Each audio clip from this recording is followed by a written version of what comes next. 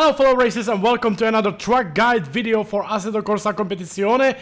We are here today for Silverstone GP racetrack, which is a very tricky track, kinda long, 2-minute lap times, and really tricky for the racing line, bumps and setuping the car. So we're gonna focus on the racing line, we're gonna focus on some good lap times, and we're gonna take, for this video, I'm gonna take AMG GT3 car, and yeah, let's just go into it.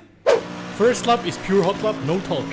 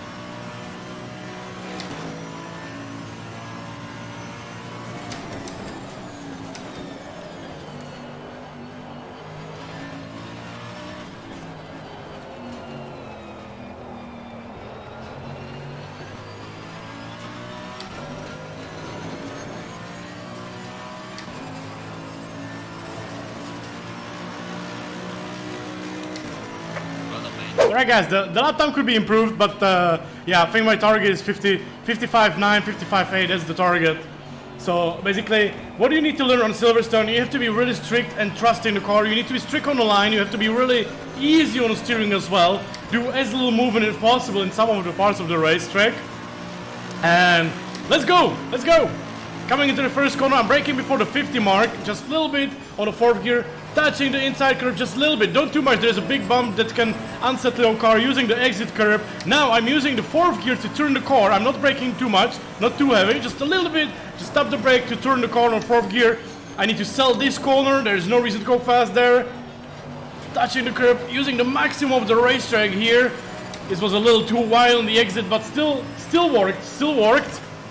You have to have like a smooth exit. That's a so important exit from that previous curve. Watch out for the bump on the brakes.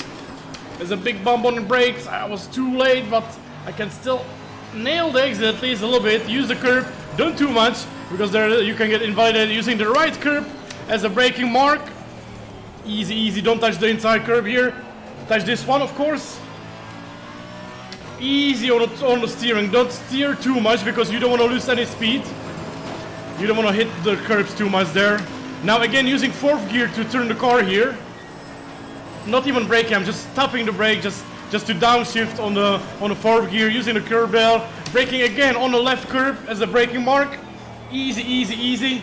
Staying somewhere between middle and 1/3 of the racetrack to the right. Easy on acceleration here on from the hairpin. Easy at steering, just a little bit again, just making the car as smooth as possible. Coming into the last two corners, I'm using the 50 mark, braking a little bit before it, and using the ABS to turn the car. So I'm basically trail braking a lot there. A little bit faster into the last corner, braking basically in the middle, and then again hitting on the throttle, trusting the traction control to do everything for me in these GT3 cars. Beautiful. Terrible lap, but still worked. And let's get to proper look here. 50 mark again, turning the car a little bit over the curb, watch out, not every car likes that, really depends on your suspension settings.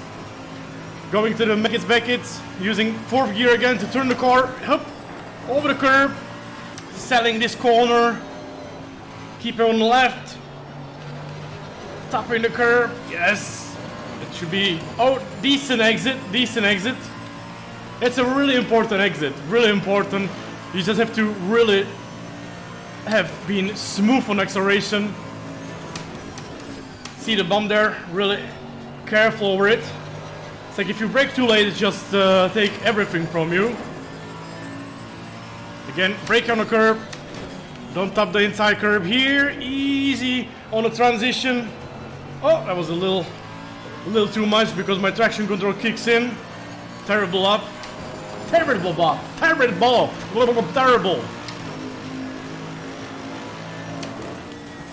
Again, easy. You can really trust the car here on the downforce. Again, using the left curb on the braking as a braking mark. Steering kind of earlier here. Later braking here. Early on the throttle to have a good exit. It's terrible exit. I have too much traction control, but it doesn't matter. It's still good, decent lap. And again, coming before the 50 mark. Braking and turning into the left side. Be careful on that, by the way. Using this curb, of course, you can cut it a lot. And a little bit faster into the last corner. Doing like a wee turn a bit. And good. Nice, the last sector wasn't that bad. And this is a lap of Silverstone, guys. And let's go for a proper look on my braking marks and everything. Alright guys, let's analyze the lap on the Silverstone with GT3 core. If we are coming into the first corner, we are usually braking before the 50 mark. And you don't want to brake on 100%, you want to brake like 80, 90% maximum, and not for a very long time to don't unsettle the car. Looking into the inside, looking into the apex of the first corner, you want to touch that inside curb just a little bit. Be afraid, some cars doesn't like it, so you have to really pay attention what your car likes or doesn't like. On the exit, of course, you want to go on the acceleration as soon as possible, basically since first third of the corner, you want to go on a full throttle to have a perfect exit. Don't slide the car at all. When you are going on the exit curb, be careful because the first part of the curb is okay to going on over that. Then if you go a little bit too much on the higher part, you will lose a little bit of time. The car will wiggle a bit. It's a little bit dangerous. And of course, don't go too much over the curb. You will lose time.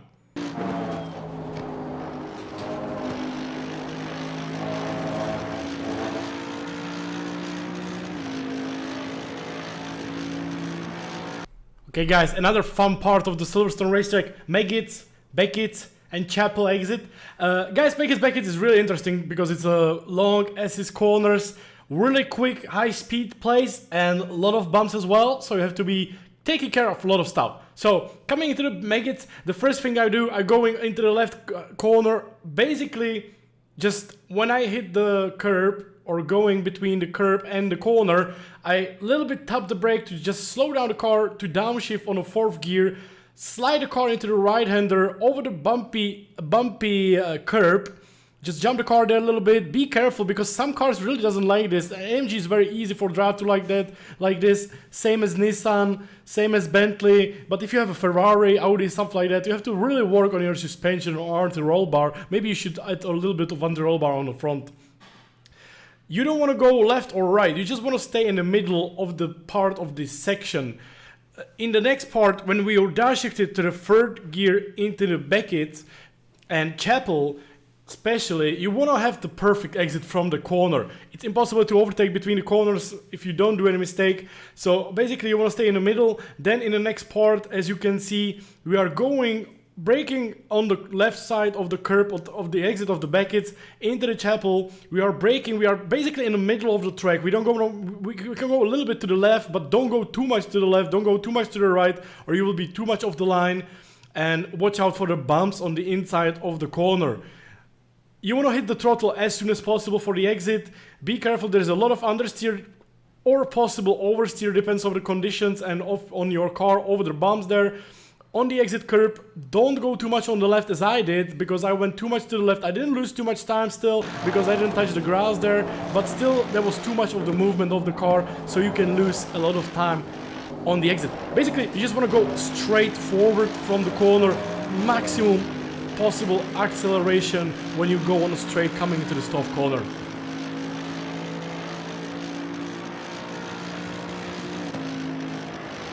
Stove corner is very similar to the first corner, except you do more braking. For the braking, I'm using the curb on the left side before the stove. I'm basically braking, I just drive around the 100 meter mark, and then before the first left curb on the outside of the line, I brake around 50, 60 meters before the corner.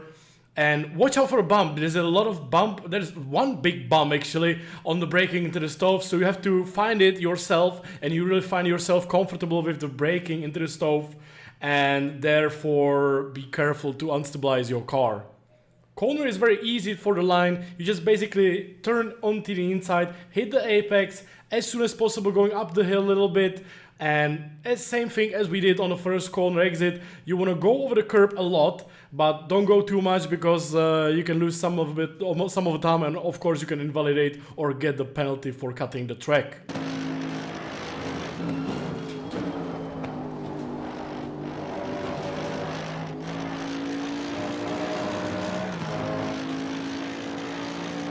Next few corners, very easy combination. You want to brake on the right side curb. When it starts, you want to hit the brake basically on the maximum. Just be careful to stabilize your car on the braking. Steering into the left corner, don't touch the big curb because you will die there. And between the short corners, there's a little straight. You want to stay in the middle, because if you go too much to the left, you will go too much offline. If you stay too much on the right, you will have to brake too much into the next corner. So you want to have nice, very nice, easy flow through the section, through the double right-hander. I'm sorry guys, I'm a little bit sick, so I'm not feeling very good at this point, so I'm very talking like idiot. Apologies for that. Between the double right-hander, you want to stay on the left side, and you want to have a smooth acceleration. Of course, not hitting any curbs there, and go on a long straight with super maximum power.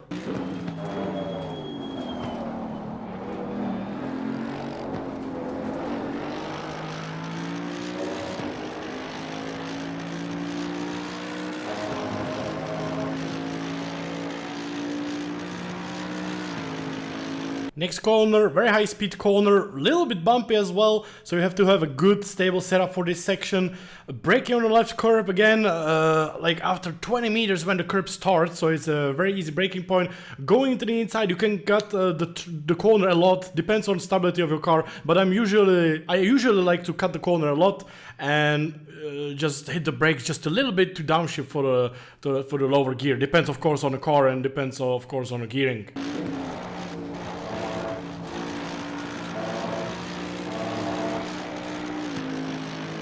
Next we have a village and loop corners, which are, I would say, pretty easy. They are very good for overtaking. They are really good for the line. So basically what I do in a long left-hander high-speed corner, I stay on the left curb, then I'm in the middle of the track, and when I hit the brakes when I'm on the left side curb. When I see it, like when I'm passing with the car, I start braking, I'm moving to the left side, but I'm also moving on a trail braking into the right, because that's how you want to slide your car a little bit into the slow right-hander corner before you go on a short straight, where you can actually choose between like 3 lines for the next left-hander loop corner. Usually my favorite line is the red line, where I'm like literally little bit middle and little bit to the right, when I'm taking like it's my hot lap line basically, which I take. It's my most favorite with every car. It really depends on your speed. Blue line is basically if you want to try to do like a super proper hot lap, but I don't think if you go too much to the right you will actually gain any time, because you have to move so much to the right after the previous corner. It really depends on the exit from the previous corner, but my middle line is like the most safest and easiest. Yellow line is basically if you want to defend, if you want to overtake or something like that, because if people take the blue line, you can basically dive bomb on a yellow line very easily on the inside to move them away. You want to hit the apex and really accelerate as soon as possible. Be careful on the exit curb. Don't slide the car too much or anything, and just have so clean exit, because there is a long straight which is perfect for another overtaking spot.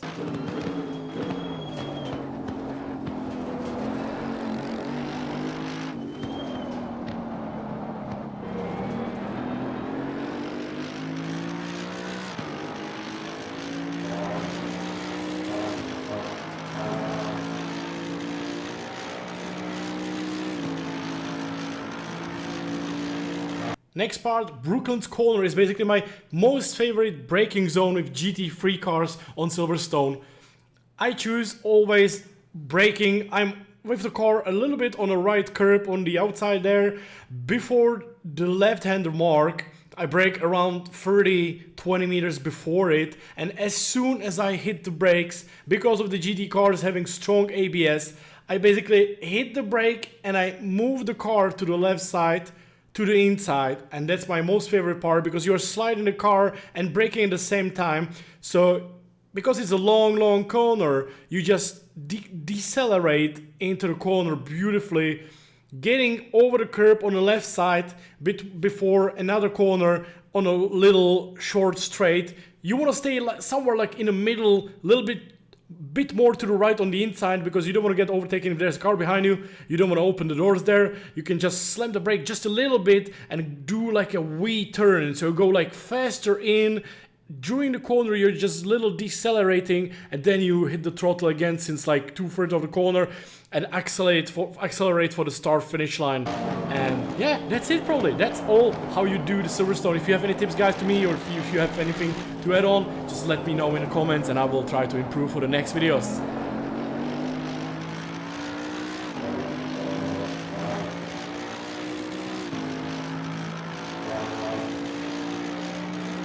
Did you know that I'm streaming on a Twitch platform and you can see all the epic stuff and all epic action and all epic racing right there? Whoa!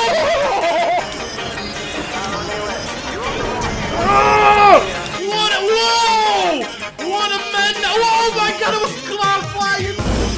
Yes! Yes!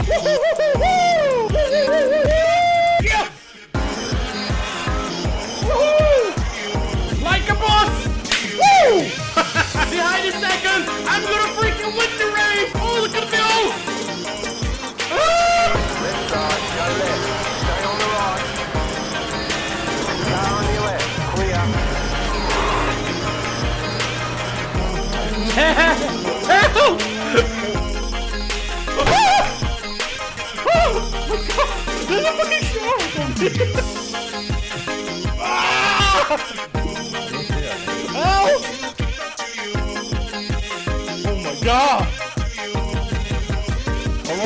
Wow, it's like an alien! Wow! Oh man, this is not a good game for me.